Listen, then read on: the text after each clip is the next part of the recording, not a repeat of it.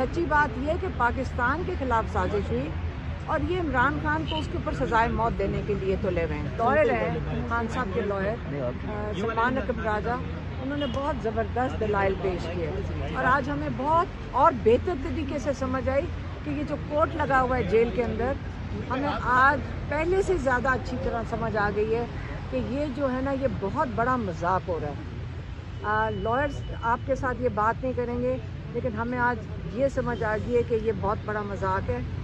ये छुपाया जा रहा है सारा कुछ, ये तो हमें पता है कि सारा कुछ छुपाया जा रहा है ट्रायल के अंदर, कि ये जो साइफर को कहते हैं सीक्रेट है, सीक्रेट नहीं है असल में। ये असल में जो सच्ची बात है वो बताना ही नहीं चाहते। सच्ची बात ये है कि पाकिस्तान के खिलाफ साजिश हुई और ये इमरान खान को उसके ऊपर सजाए मौत देने के लिए तो ले रहे हैं। लेकिन ये अगर जजेस अगर इंशाल्लाह अपना इंसाफ के दायरे में इंसाफ पूरा करके देंगे तो ये बहुत ज़बरदस्त कल फैसला आ सकता है।